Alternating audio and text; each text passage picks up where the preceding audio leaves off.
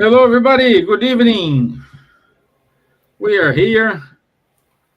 Thank you, everyone, for joining us today.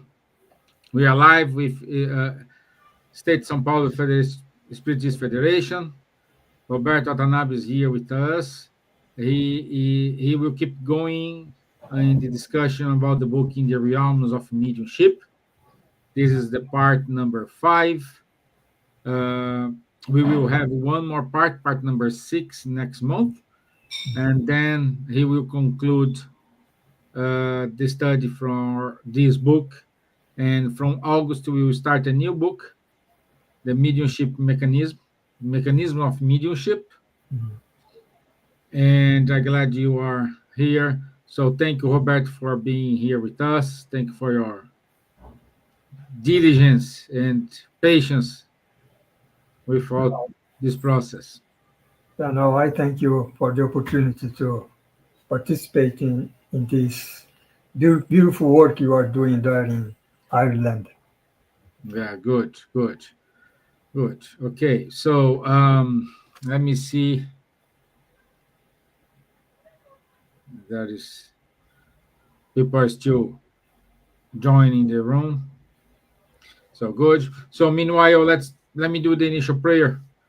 So I want to ask the superior spirits, the mentors of this project here, be with us, enlighten Roberto throughout his speak. Please reach out to those who are watching us online, those who will watch us in the future. May these good vibrations reach out to their families, themselves, and get prepared for the challenge we have to face on our daily basis. Thank you.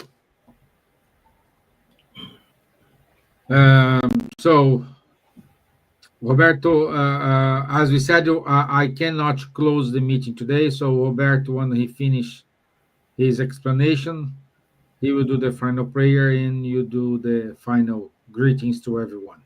So, apologies for that, but I have a business meeting that runs at 8 o'clock here my time, so I need to attend it.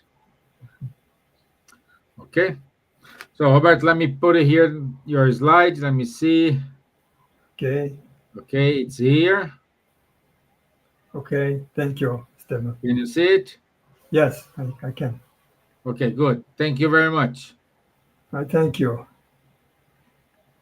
Well, hello, everybody. Glad to be here once again, to proceed with the study for this book, In the Realms of Mediumship.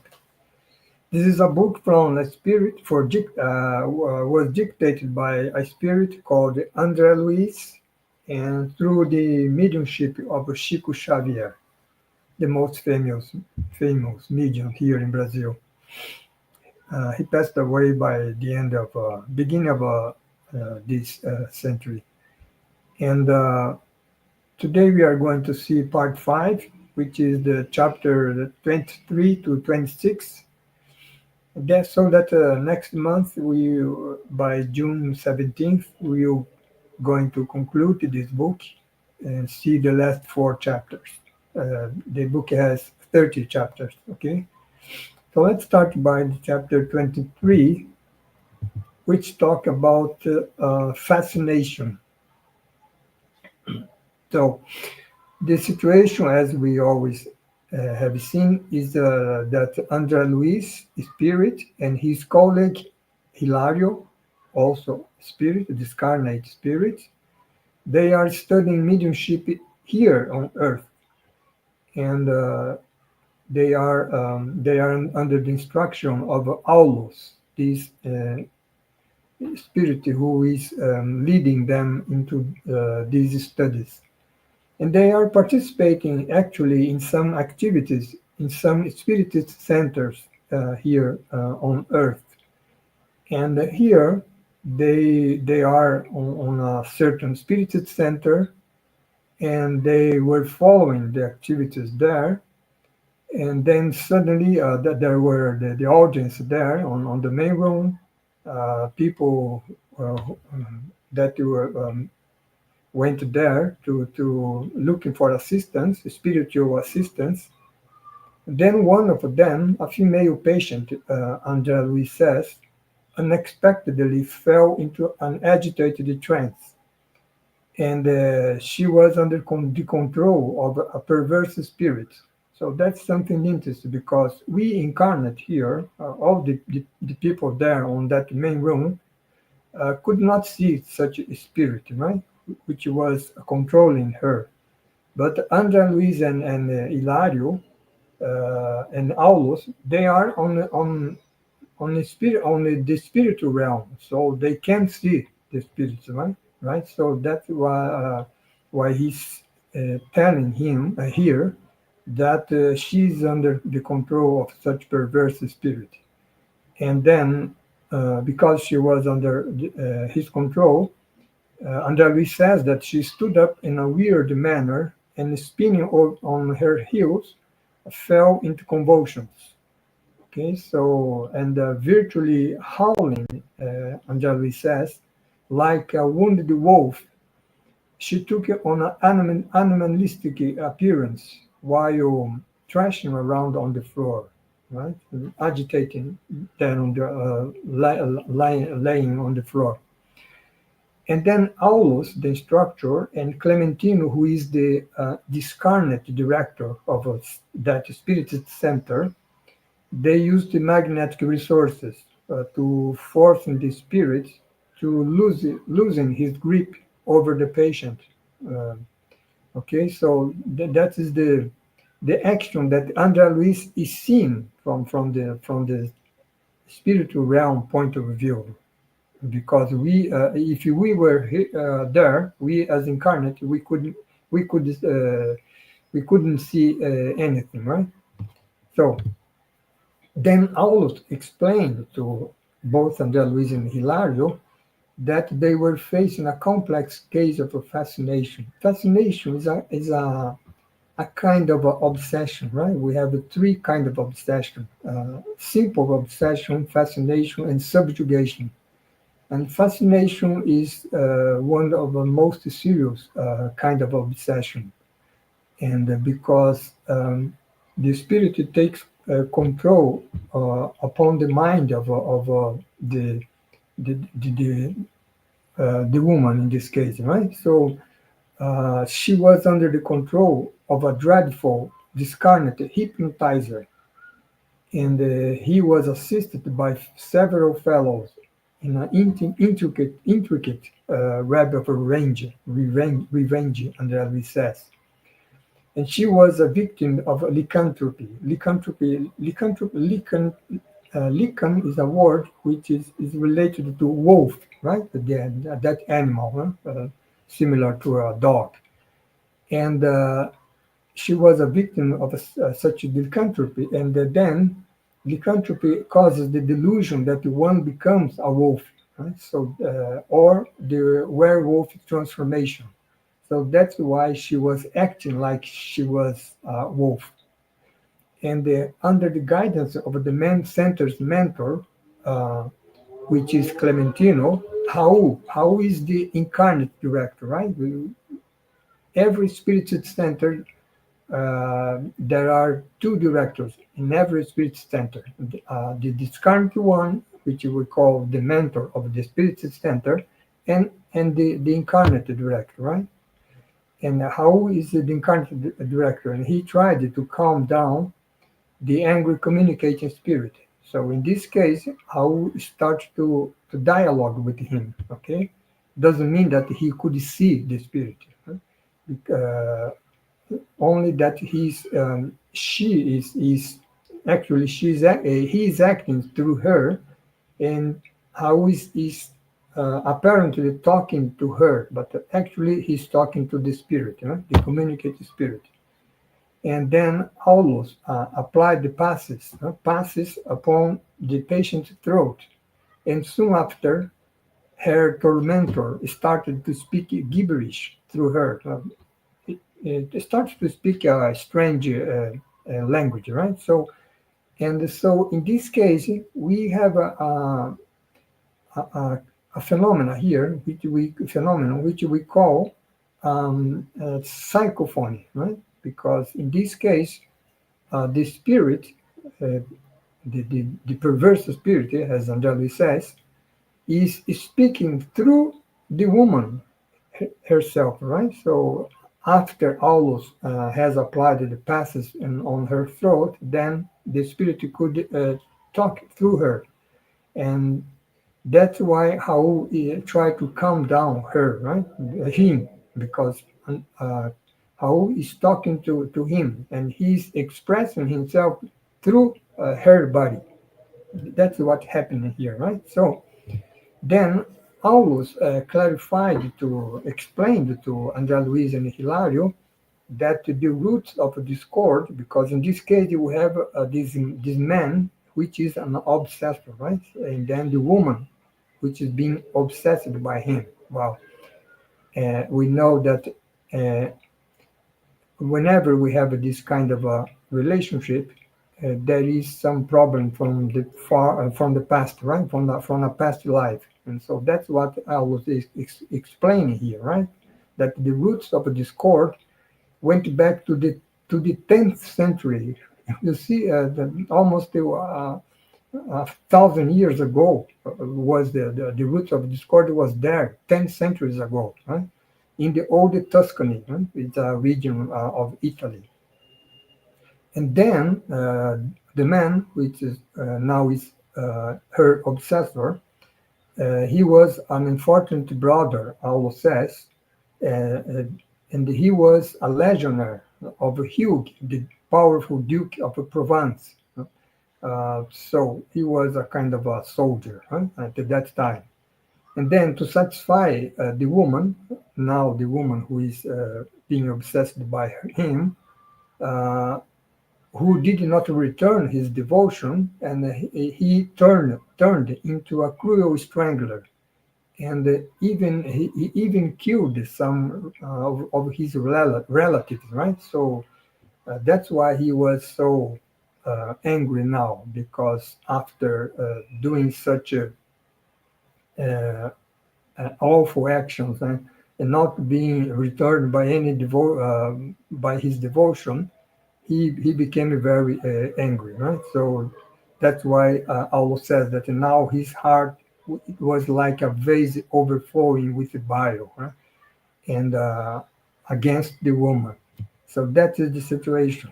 So then I'll also explain that that gibberish talking from the spirit was actually an ancient dialect of old Tuscany. So he was speaking in a kind of a old Italian language, right? So, and that's why nobody could understand what he was saying.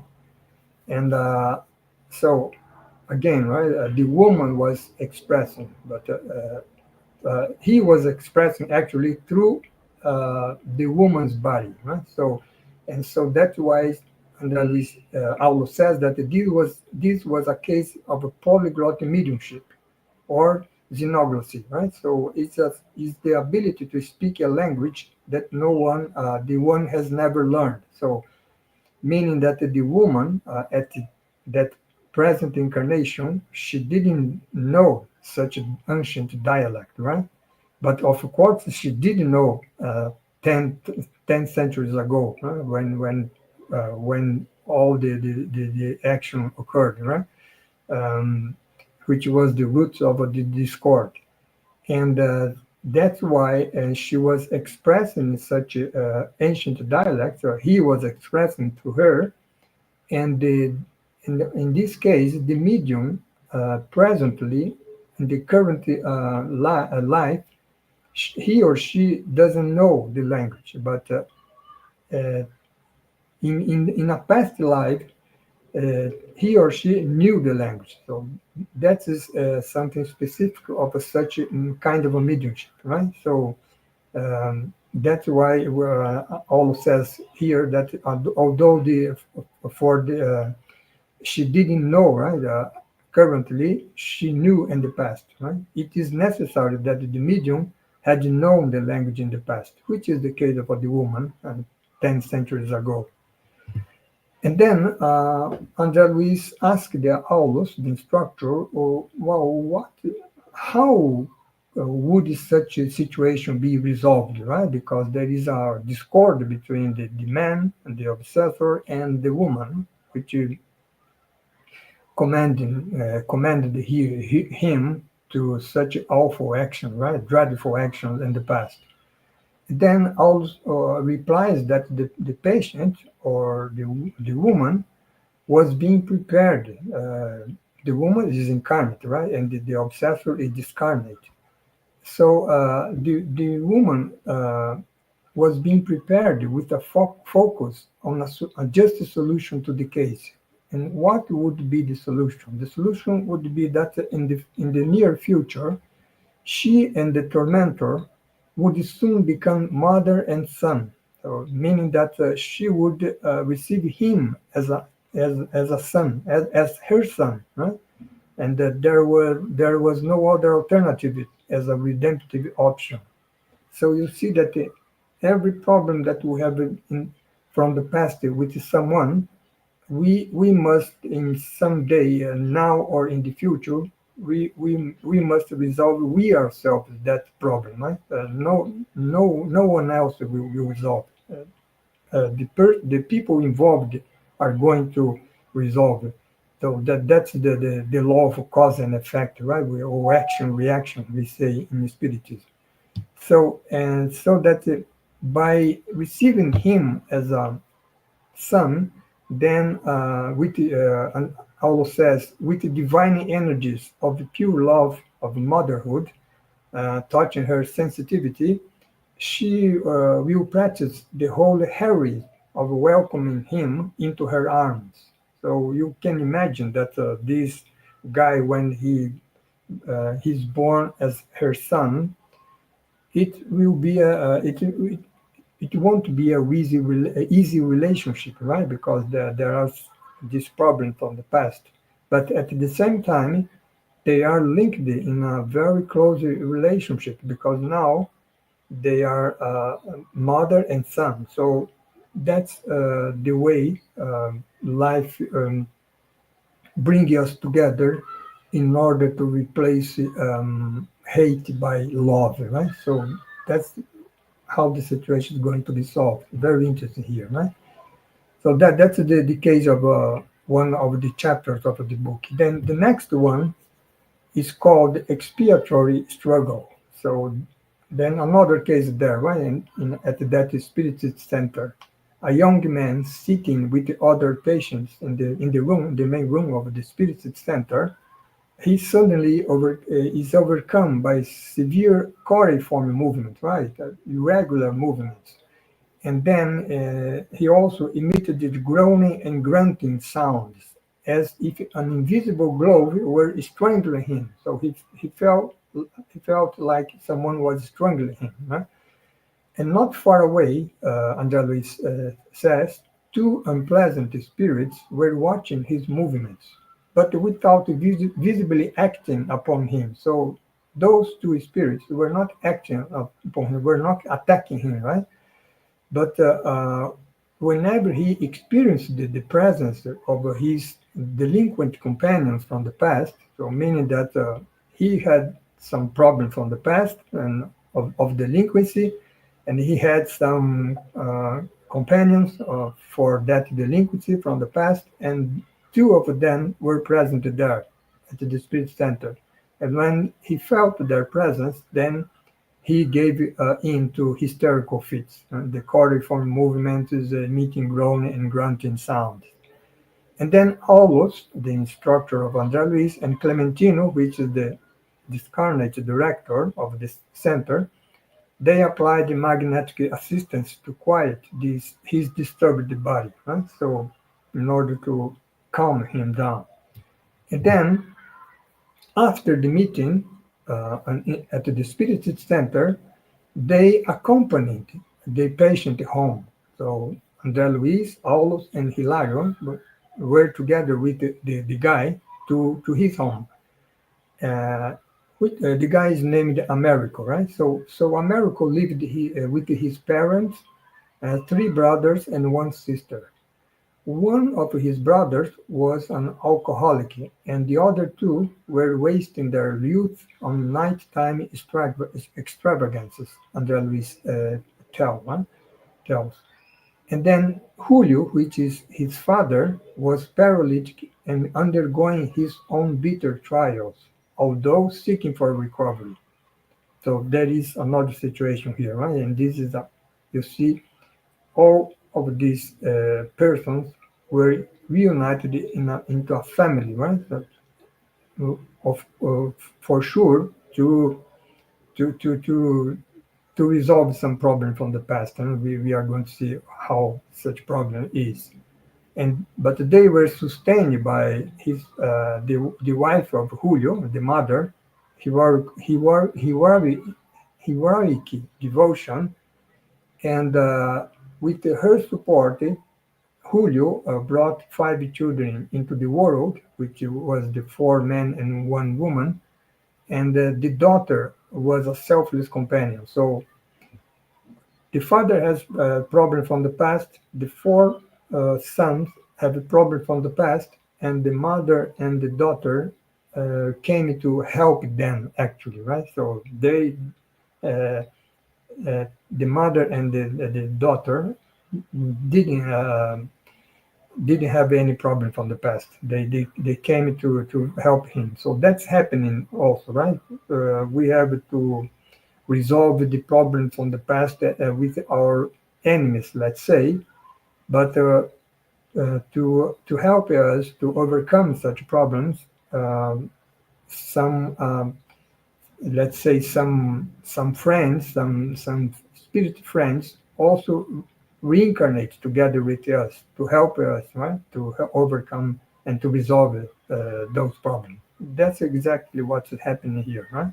So meaning that God always put us in a situation where we must solve our problems, but He also send the necessary help, right, to resolve. And then in the always explains that in the not too far distant past, Julio was the head of a small group of evildoers, right? So he took refuge in a small homestead, and then from such place, they attacked the unsuspecting travelers. Right?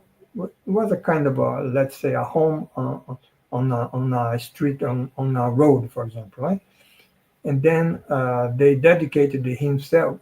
He dedicated himself to robbery and vagrancy, and he also called for four of his friends uh, to participate in that robbery, right? So robbery activity. So those four friends that he called on that past life is now his four sons, huh?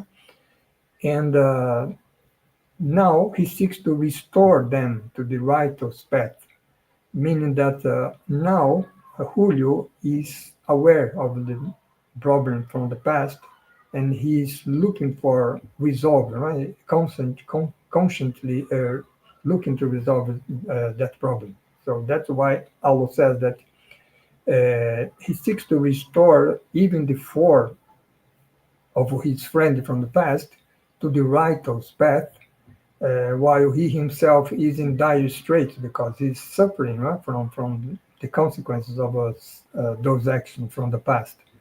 But he learned the truth of reincarnation, meaning that he knew something about this spiritist doctrine. And then, because of that, he can understand better his situation or their situation, and he's trying, and he's being able to live out his harsh days without with resignation and fortitude, right? So that is the situation here. It's positive from his side, right? and he will Americo, which is the guy, the young man, or the son of Julio, which is going is participated there on the Spirit Center activities. By going to the Spirit Center, he will benefit from attending the meetings, and then by dedicating himself to discipline, study, meditation, and prayer, he will renew himself mentally, and then he will speed his healing, right? So his healing, that attack that he has, right? The coriform movements and so on and so forth. And then he will be able in the future to cooperate in beneficial mediumistic endeavors, because all this book talks about mediumship, right? So this situation where the guy has such kind of a like invisible attack, right? He has such symptoms of coriform movement, so on and so forth, and indicated that he is a sensitive person, right? So he's a medium actually, right? The only point here is that is not he doesn't control his mediumship, right? So it's something that in the future he will going to learn how to control. Right? Then he will be able to cooperate, like Aul says here. But then at this point, I always remembered that there were some tasks to be performed in another place, and invited Andrea Luis and Hilario to leave, because they what they saw was sufficient, right, for their study. And so the expiatory struggle from the title of this chapter, because all the components of that family, right? The father Julio, the son Americo, and his three brothers were going through such expiatory struggle, and they were helped by the mother and the daughter, right? And so the next chapter, Hilario, Andrea Luis' colleague, would like to know a little bit more about the mental fixation. So he went back to the case of the woman, right, who was having that acting like a wolf, right? So he and also the obsessor. Well, Hilario was impressed because the obsessor of that woman, well, the all everything that occurred in the past was 10 centuries ago.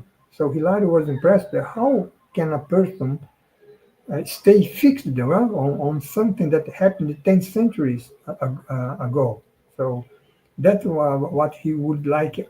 He asked Aulus to explain a little bit more about mental fixation, which is the situation of that man who remained fixed on this idea of revenge for 10 centuries. Huh?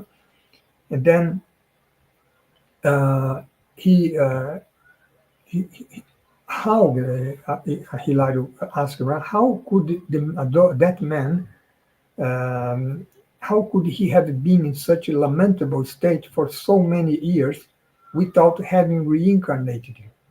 So because he stayed 10 centuries without reincarnate. And we know that, for example, we don't know for sure, but for example, in average, we live here on Earth. Every incarnation, we live, let's say, from 60 to 80 years, right? In average. And then we die, we go to the spiritual realm, and then we stay there for some time, right? So it could be some years, could be some decades, and it can be some centuries, which is the case of this man. But we can imagine that such time would not be so long, right? Because we need to reincarnate. It's here on Earth that we can resolve the problem of the past, and we can learn new things, right? We can acquire knowledge, and we can be a better moral person. So we can imagine that in the spiritual realm we should spend, let's say, some decades there, right? So, and then we return again in a new incarnation. And in this case, the guy stayed there for 10 centuries, which is too much, right? Almost a millennium, right? So that is a hilarious question, right? So Paulo explains that a fixed idea can trigger the indefinite stagnation of a mental life in time. So that is very interesting because you see how interesting is our thought, right? If we fixate our ideas in something, uh, the time seems to stop, right, for us. So how important it is. And Paulo explains that time is always what we make of it, right? So for example, the hours on a clock do not vary, right? Second by after second, it, it's something stable, right? But time in our mind is different, right? Because, for example, Paulo says when we are happy, uh, time seems to go faster, right? So we don't even notice the minutes, Paulo says, right? But on the contrary, when in the company of a suffering or apprehension, we feel like time has stopped completely. Right? So if you are going through a pain, a great pain, that pain seems to well to last forever. Right? Time seems to stop it, to have stopped it completely. So, and then if we don't try to overcome ourselves, this slow motion of anguish, the obsessive idea, which is in our mind, ends up leading us into mental fixation. And then when we get into that situation of a mental fixation, time seems to stand still. So that's what happened with that guy, right? Because he stayed fixed on the idea of revenge of that woman, huh, who led him to well to do awful actions, dreadful actions, and then she didn't return anything to him, and then she was angry with that, right? Very angry, and stayed with that idea for 10 centuries. It's too much time, but mental fixation causes such kind of a thing. For him, it's like, and you see that. He manifested himself through her body in the dialect of old Tuscany, so meaning that he was really stayed time has really stopped to him because he was living like he was uh, uh, 10 centuries ago, right? So that's the problem of mental fixation, something that we must take care of not get in such situation. So then Paul says when such people are led to reincarnate while in balance, so the person did not resolve the problem. This is this guy, for example, in that great feeling of revenge, they um, he may reincarnate as, for example, the son of that woman, but he will not come as a, let's say, a normal person in his mind, right? So that's what always explained here. They do not suddenly return to reality. And then we can verify this in the study of a mentally impaired children, schizophrenics, and paranoids, right? So all the guys who have a intellectual disorder, right? So mental disorder. So that's what happened because the person, the mind of the person is still in some way fixated in something that do not allow his mind to function normally, right? So uh, nearly, all says, all of the congenital mental disturbances in individuals are related to fixations that preceded their return to the earth, meaning that something that uh, comes from the past, right? A past life. But reincarnate is very important because they benefit here from human therapies, domestic and social demands. He's in some way, for example, in the case of this guy, right, from the old Tuscany, right, he will reincarnate as the son of that woman. He probably he will have some kind of a mental impairment, but he will be the woman who will as his mother will take care of him, give him love, and then that's something that he will benefit from, right? So that's what Aulus is saying here. And such a care is indispensable for the cure of such a kind of a psychosis, right? So let's go to the last chapter here. So it's about a phenomenon of psychometry. Well, Andrea Luis, Aulus with Andrea Luis and Hilario were walking down the street, and then crossing a street and a square, they found themselves in front of a museum, right? So then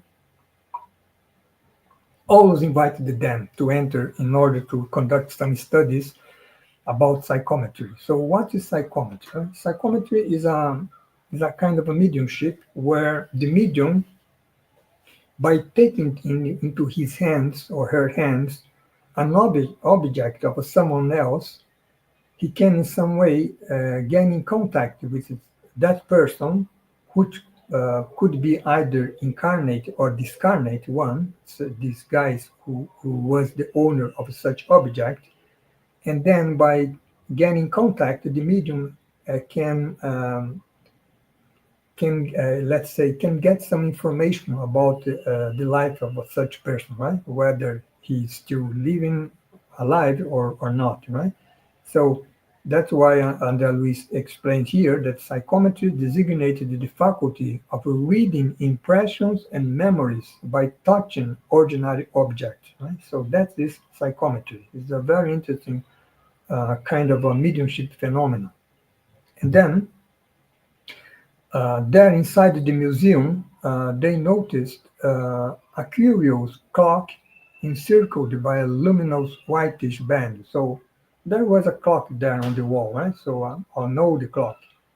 And then Aulus tells Andrea Luis to touch the clock, right? So Andrea Luis touched the clock, and then as soon as he touches the clock, he says that in his mind's eye, he saw a lovely family meeting, a couple in a conversation with the four young people, which were their son and daughter, right? So, and it was the such meeting was happening in Austria, right? The Austrian furniture, because Andrea Luis is seeing the family reunited there on a table having a coffee, for example, and then he is also seeing the environment, the room where they were, and that's why he says that the Austrian furniture added a sobriety and nobility to the ambient,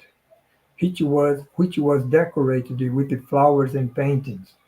And that clock, which was now on the wall, was there also, right? And that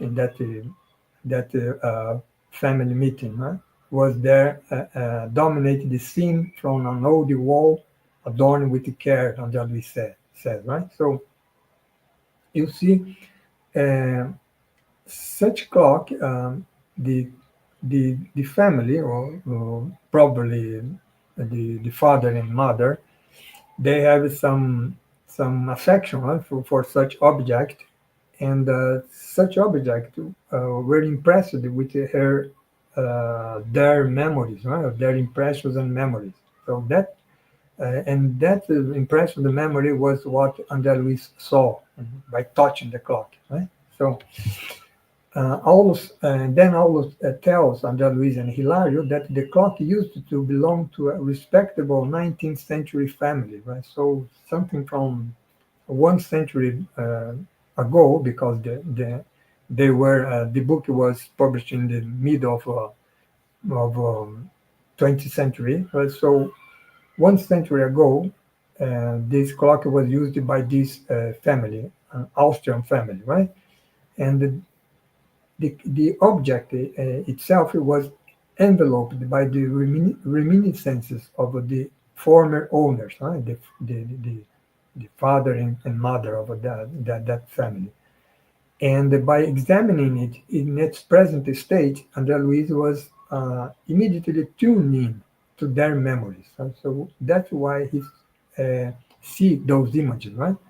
Which was from the memories of the guys, the owners of that clock. And all explains that thought spreads out our own emanations everywhere it is projected.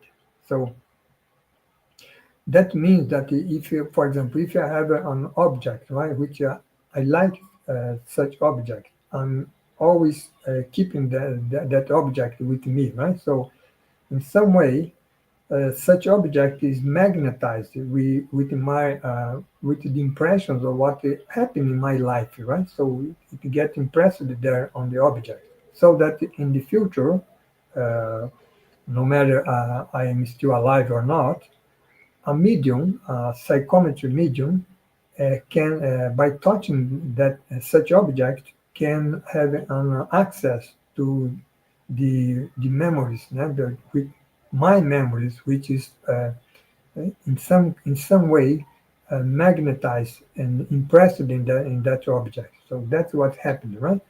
And Paulo says, we leave spiritual vestiges just as an animal leaves traces of its characteristic odor, right? So uh, it's a comparison that Paulo is doing here, right? Between the impression which is registered in an object of affection and an animal, right? By walking down the forest, he leaves the traces of his odor, right? And then a dog, for example, can trace that animal down the forest, right? So, and then next in a large gallery, under Louis says, two gentlemen and three ladies were admiring a peculiar mirror. Right? And then next to that mirror was a discarnate young woman, and she was with an expression of a profound sorrow, Andrea Louis says, right? And then one of the visitors, the women, praised the beauty of the mirror frame. And then the girl, the discarnate girl, like an angry guardian, touched her shoulder, right? So uh, then the woman, under the sets, shivered involuntarily. So she didn't see the young girl, right? So, and she didn't see her touching her shoulder, but he just uh, feel this shivering feeling, and then told her companions to go away. So actually, the girl was was getting her then away, right, from the mirror. And then the girl seemed to be pleased with the solitude because she remained there alone with the mirror. And under a strange fascination, he began gazing at the mirror. So, what's happening here, right? Why such a young woman, this current young woman, was so attached to that mirror, right? So, that's what Aldous is going to explain here, right? And then, what Aldous says is that the mirror was entrusted to the girl by a young man who promised to marry her. And that happened, you see, two centuries ago. Remember that they are on about the middle of the 20th century, right? Andrea Luiz, Aulus, and Hilario. And then the such man who gave the mirror to the girl, he was the son of a French couple who had fled to Brazil during the French Revolution in 1791, so 2 centuries ago, right? And then here in Brazil, probably Rio de Janeiro, which was the capital at the time, he met the girl and won her heart. But soon after, his parents decided to return to France. Right? So then the son had to go with them. And then he asked her to keep the mirror as a keepsake until he could come back and marry her. Right? But that never happened because by arriving to France, he knew another woman and then he married there and never returned to Brazil, right? And you see, now is a kind of a mental fixation again, right? So, with her mind set on his promise or fixated on such promise, actually, well, there on the 1791, he was a young woman, but then probably she got old and she died, and but she kept fixated in such a promise, right? And then she continues to wait for him, to wait for him. All said, right? So that's why he's so attached to that, effectively attached to that mirror, right? Because he's waiting for him for 2 centuries, and she already passed away, and it's still waiting for him. So you see here that what is interesting here is that this is something that must be resolved also in the future. Right? And it is interesting that all this is going to explain, we will see, is that the solution will be well will be accomplished by all the people involved in such situation, meaning that that the young man, in some way or other, in the future, he must in some way resolve such problem that he left behind, right, by marrying another woman and let's say leaving the promise behind. Then that's why Hilario asked, what if someone were to acquire the object, right, the mirror? Would it take along with the mirror the discarnate girl? Paulo says, yes, of course. But what is interesting, of what Paulo says, is that he says that someone that would acquire such object would be the young man, of course, in his present, if he was incarnate now, 2 centuries after that situation there, and if he's incarnate now in the middle of the 20th century, he would get interested in such object, and so he would be the one who gave would acquire the object, right? And because he in some way, no, he's attached to her, right, by the promise, and or the woman who lured him away from his promise, meaning the woman who to whom he married, right, there in France. And then I'll explain. Right? After all, the meeting of the three is inevitable, since all the problems we create must be solved only by us. So that is something very important for us to know, right? But, meaning that any problem that we cause in, let's say, we cause them in a past life, or if we cause today in our present incarnation, we must resolve that problem now or in the future, right? So, and then that's why Aulo says that if reincarnated today or tomorrow, they could take her as a daughter to redeem their debt, right? So imagine that such a young man was incarnate in at that time when they went to the museum, right?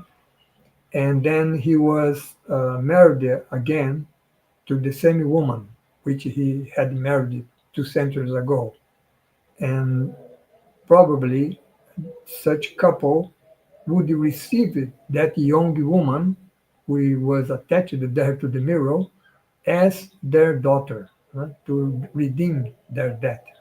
So debt, this is important word here. A debt caused by themselves in the past. So then, so that's interesting to know about the situation here. It's not only about the study of mediumship, right? What we realize after all, in all cases that we have seen since the beginning of this book, the four parts of the before and now the fifth part, is that besides the study of mediumship, they are also studying the, let's say, the moral, the morality involved in such phenomena, right? In all these phenomena that we are seeing here. So that's very interesting to see. Probably most important than the study of the phenomena itself, right? So that's what we have for today. This four chapter from 23 to 26, and then the next month we will finish this book by seeing the chapter 27 to 30. Okay. So thank you for being here, for having me. Thank you, Patty. Uh, Patty is always here, studying together with us. And then um, let's uh, let's do a final prayer, okay? Esteban is on another appointment. We are going to do the final prayer and close the meeting. So thank you again, and see you next month by the 17th of June.